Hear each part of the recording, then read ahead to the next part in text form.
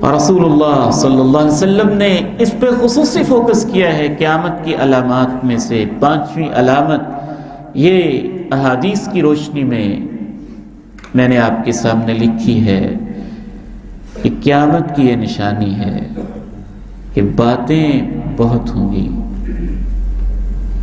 عمل نہیں ہوگا، گفتار کہ لوگ غازی ہوں گے لیکن کردار سے عاری اور خالی ہوں گے۔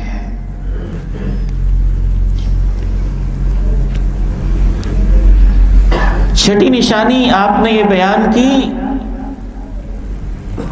کہ لوگ زبان چلائیں گے اور چلائیں گے صرف کمائی کے لیے۔ ان کی زبانیں بہت چلیں گی لیکن مقصد صرف کمائی ہوگا۔ مسند احمد کی اس حدیث کے الفاظ پہ تو آج میں سر پکڑ کے بیٹھا رہا ہوں۔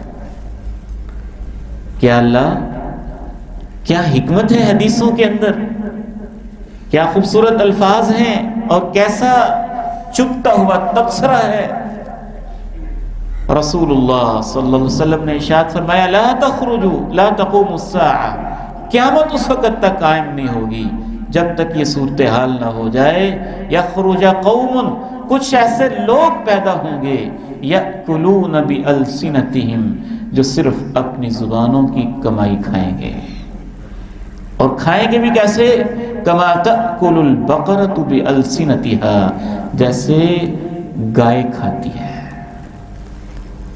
جیسے گائے چرتی ہے، ایسے وہ اپنی زبانوں پہ کمائی کریں گے، زبانوں کی کمائی کریں گے۔ اب آپ خود ڈھونڈیں کہ اس میں کون کون سے اور کس طرح کے لوگ آتے ہیں۔ 7ویں علامت، دین کا علم بھی لوگ دنیا کی خاطر حاصل کریں گے۔ ایک تو ہے نا دنیا کا علم، انجینئرنگ ہے، باقی پروفیشنز ہیں،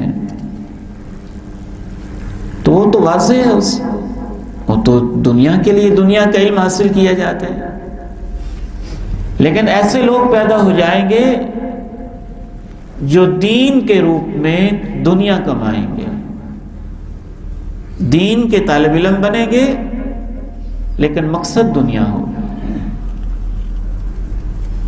اور آپ نے ایسی وعید بتائی کہ جو شخص بھی